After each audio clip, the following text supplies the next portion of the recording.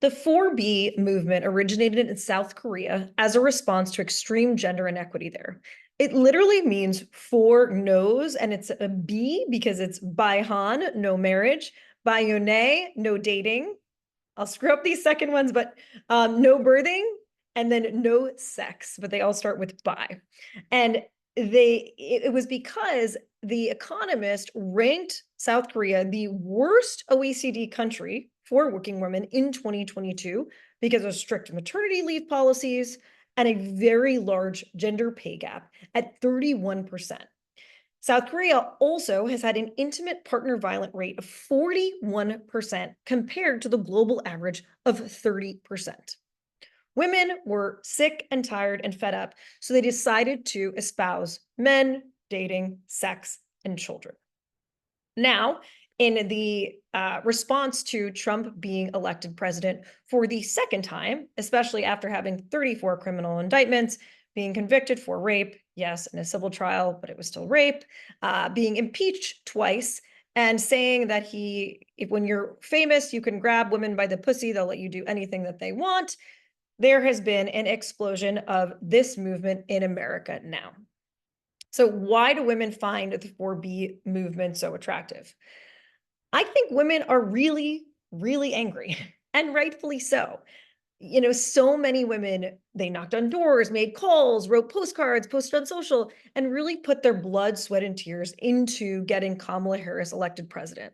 And as somebody who worked on the Hillary campaign, I had this cautious optimism, like maybe this time, people will decide it's time for a woman president and decide that a convicted felon should not lead the land. And nope, I apparently was wrong. And there's this hopelessness, I think, that happens when a convicted felon who's been who's been convicted of rape is elected over an extremely competent former prosecutor and current vice president of the United States, that women are at a loss and they're feeling betrayed and dismayed by men who chose misogyny, who chose their wallets, who actually, in many cases, voted against their own self-interests because they think that somehow Trump is going to help them economically, but Trump is only going to help the very, very rich from a tax perspective, against a women's right to bodily autonomy, a family's right to things like the child tax care credit and getting money every month to take care of your children, which was shown to very helpfully lift single mothers out of poverty in America. The Harris administration would have contributed to elderly care. She wanted elderly care to be covered under Medicare. And right now, the elderly care that's covered under Medicare is pitiful. Is basically the entire system is dependent on family members taking care of their elderly parents, which usually falls to women. And men preferred Trump 55 to 42%. Also, 56% of men between the ages of 18 and 29 voted for Trump, where just 40% of their female peers did. And this had gone up since Biden. And I think for women, they're pissed and they're kind of at a loss. Like, we were given this idea that as women and as Americans, our body, our choice, that our vote matters, that we're going to actually create an impact with our vote. And so many women I know really just they volunteered, they raised money, they put all of their hopes and dreams into finally a woman president, and Trump will finally go away. And instead, we got Trump and his array of cabinet picks who go from scary to scarier. Matt Gaetz is now withdrawn, but Matt Gaetz being under an ethics investigation, partially for paying minors to have sex with him, being in charge of the Justice Department, is unconscionable. And then Pete Hegseth, who it is told had a woman signed an NDA because he assaulted her. He says it was consensual, but I have never heard of consensual sex that then required a non-disclosure agreement. Non-disclosure agreements are historically used to pay women off for silence. This array of cabinet members seems to be the only thing that you needed to do in order to be picked for Trump's cabinet was to be on Fox News, number one, and to be accused or convicted of sexual assault, number two. I think that this 4B movement is giving women a sense of control. As somebody who teaches leadership, I teach this concept called the locus of control. And the idea is that there are all these things outside of your control that can give you a lot of anxiety. But there are things that are within your control. And then there are things that you can influence from a control perspective. And so this locus of control concept basically says, okay, if you can affect that bigger circle of things, and I think a lot of women felt like they could affect the results of this election, and ultimately it still swung for Trump. What can you control? And what women can control is deciding what goes on in their own personal lives, which is abstaining from sex, marriage, dating, children. Those are all things within your individual power as a woman. Shaving your head. You don't have to get permission to shave your head just to have an abortion. So these are things that women can control. And I think it's liberating a sense too. As young women, we're taught for so long that we're supposed to be pretty and be skinny and wear makeup and all sorts of products and plastic surgery and whatever, and blah, blah, blah, to be attractive for men. And I think a lot of women are they're over it. They're over putting in so much effort for men who then, some of them going out and we'll talk about this, but talking about rape squads and saying your body, my choice, which is just disgusting, and voting for a convicted felon. And I've talked to women who have said, my dad and my brother voted for Trump. They cared more about voting for Trump than my rights as a woman.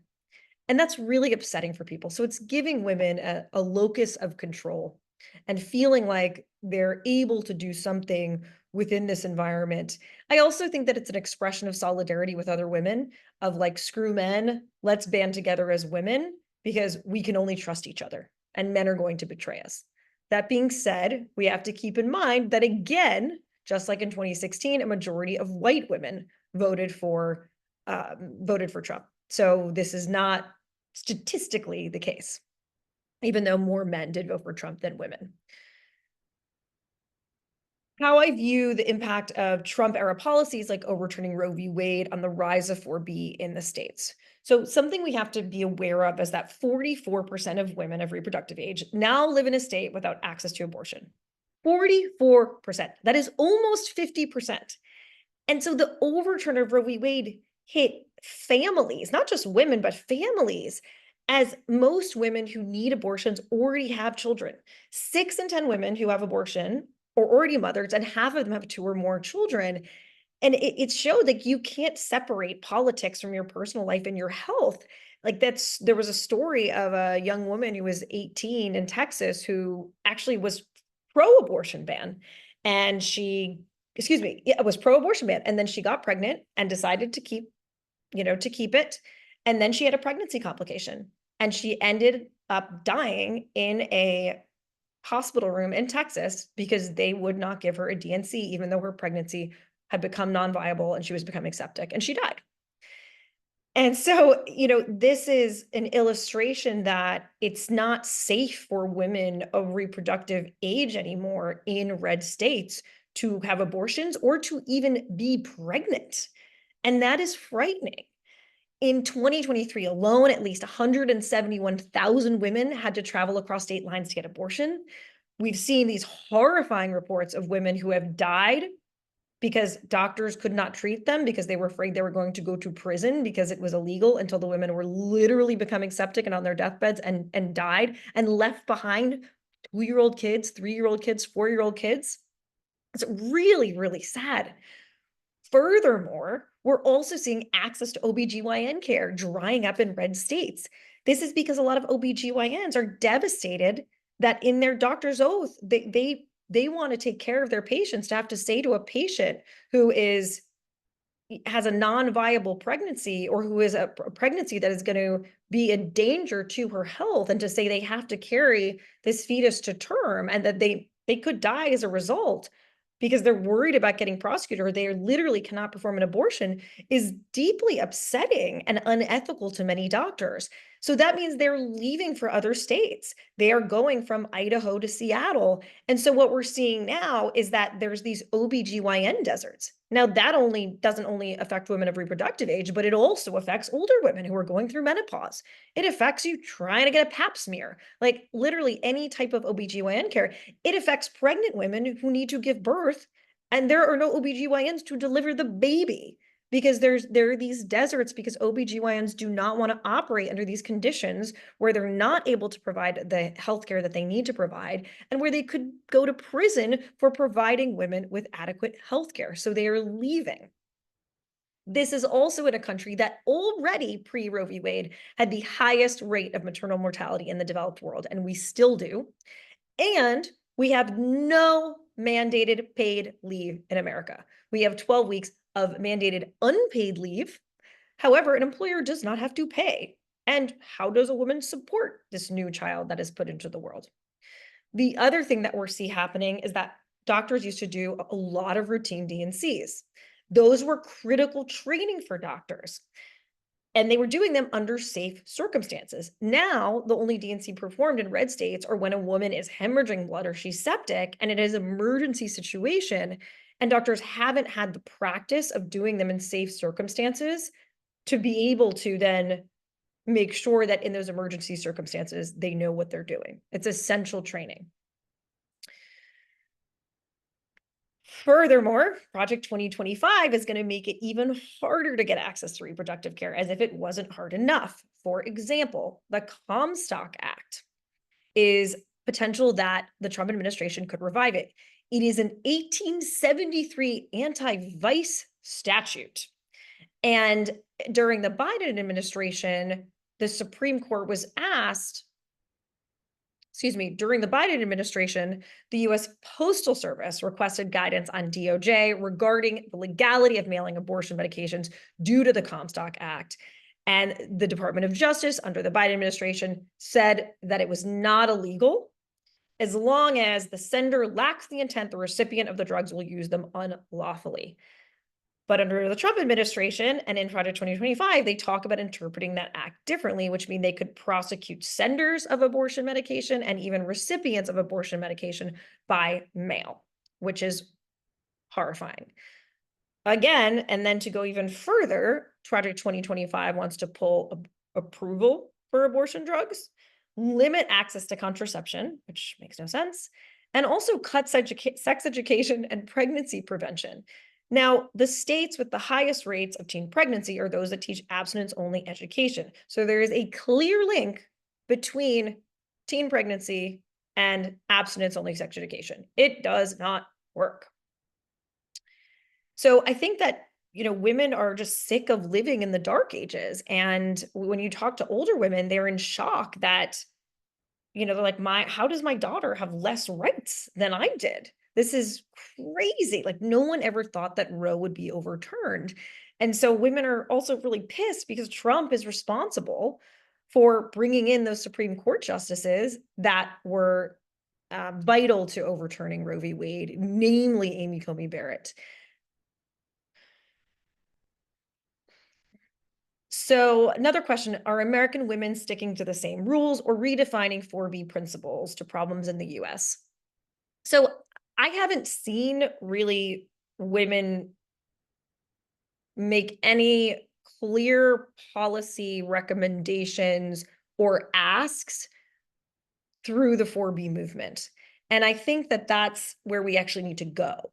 I think that what we need to do, and I teach a women's leadership course and consider myself a feminist organizer, is we need to harness all of the pain and anger and energy into tangible policy changes at the government level. We need to figure out what are the list of things that women want. Obviously, the reinstatement of Roe v. Wade, reducing the gender pay gap, childcare subsidies, elderly care subsidies, better health care, et cetera, et cetera. What are the things that we as women want? And then we need to be clear about taking that energy and harnessing it into actual policy change and connecting it to the halls of Congress, which is why I'm now starting to design a program that combines my Women's Leadership Challenge with advocacy efforts in Congress with a amazing professor at the McCourt School of Public Policy at Georgetown, who's been working with Congress for 10 years. So we can actually equip women with clear advocacy strategies to actually get policy change made on the Hill, which is going beyond shaving their head and not having children, right? What do we want to do on a systems change level? Will this influence birth rates?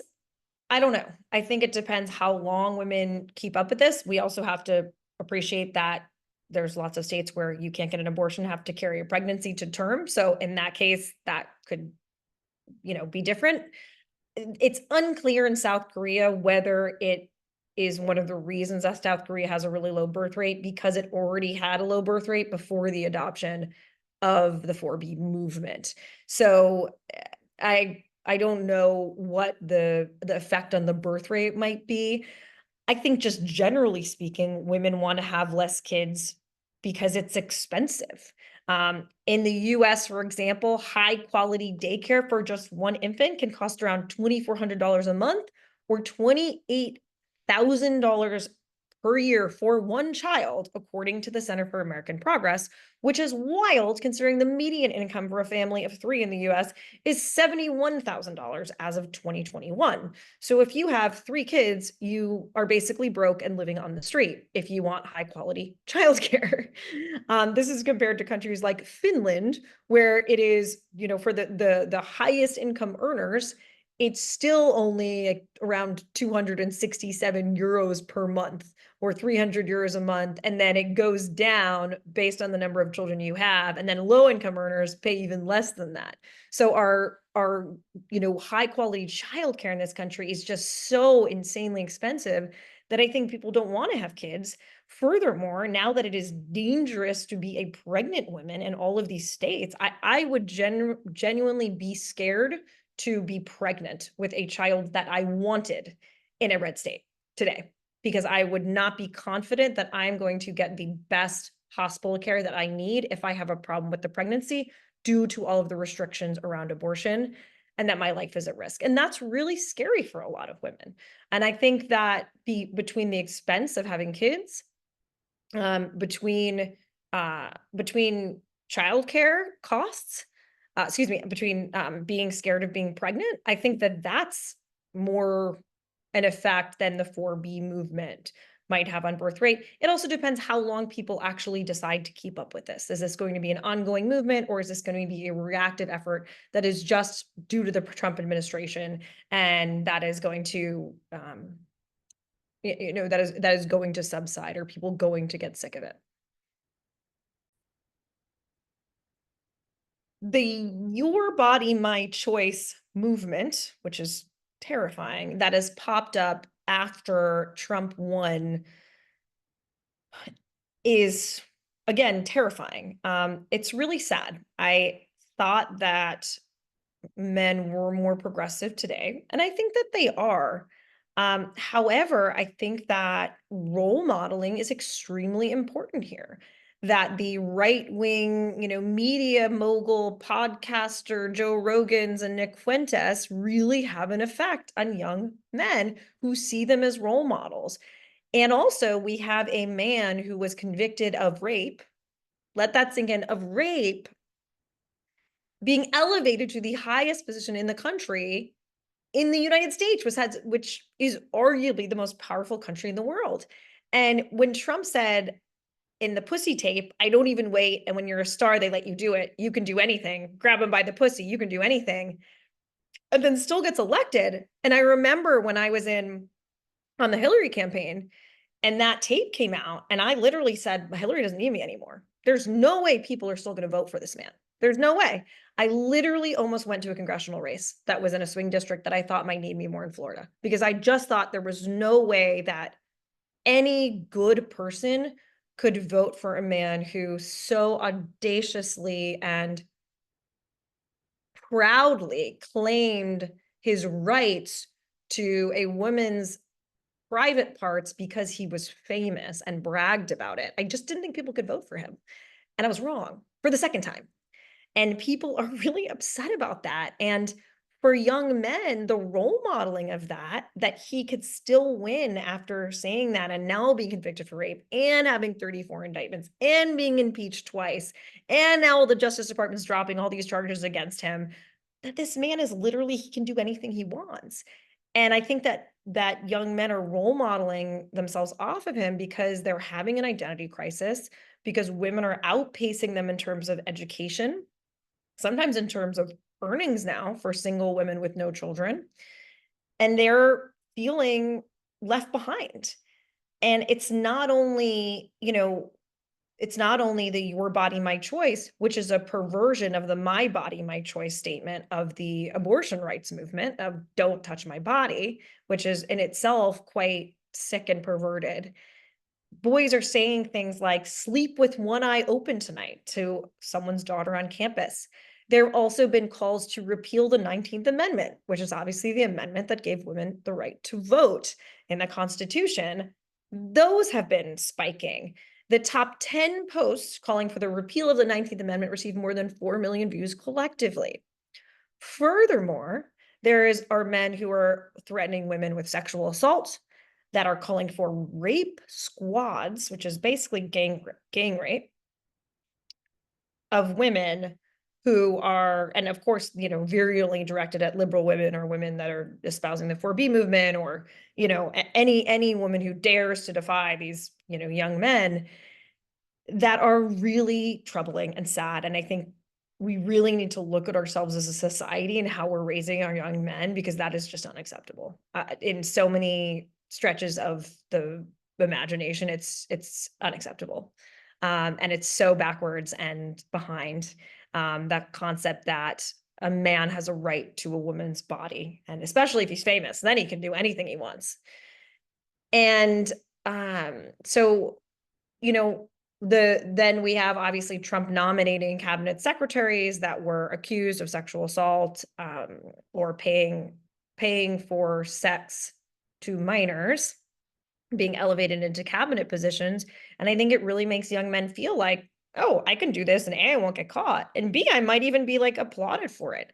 And going back to the locus of control thing, it gives men a sense of control over women and a sense of dominance, and that gives them pride. For the ones who were, really sick, that gives them a sense of control and pride and identity in a generation of young men that I think are really lost in a lot of ways.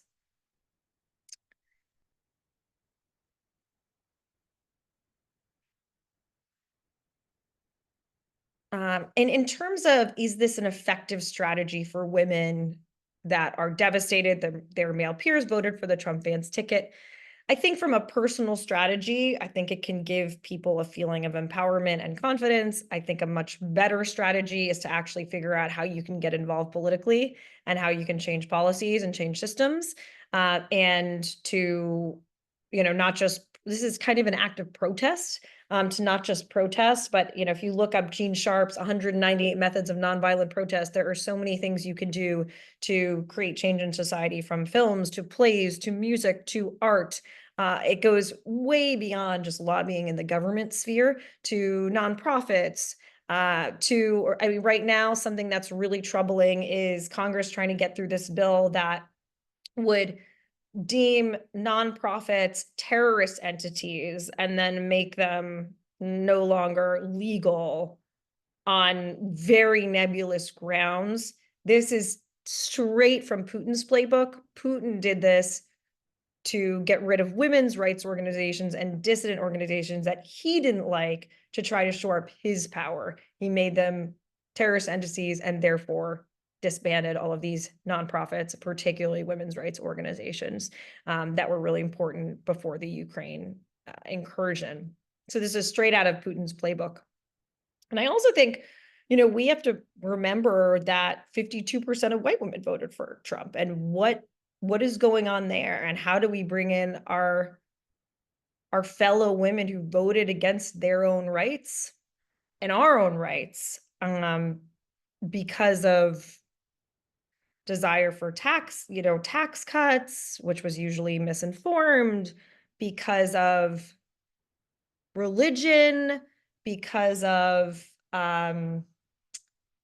internalized patriarchy. I teach this course in my women's leadership course called Deconstructing Your Inner Patriarchy, because I think that a lot of women do have internalized patriarchal systems that still think that somehow, women are supposed to behave a certain way or occupy a certain place in society and don't deserve X, Y, or Z, but men do. And that women are still supposed to be subservient in a lot of ways. And that internalized sexism, I think, causes many white women, and also racism, frankly, to vote for a strong man type over a very competent woman again.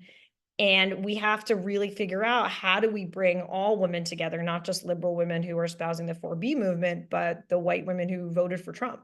And not just white women, but the majority of white women voted for Trump.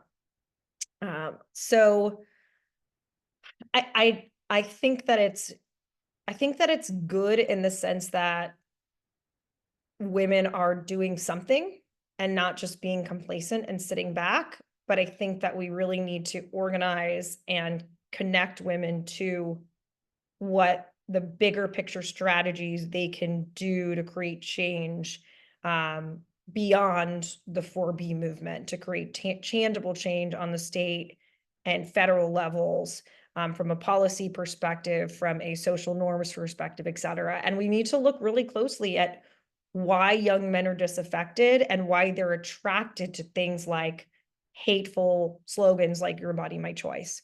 What is going on there with this generation of men that they are subscribing to that? Because more of them, that younger generation of men from 18 to 29, voted for Trump than voted for Biden in 2020. So something is going on here.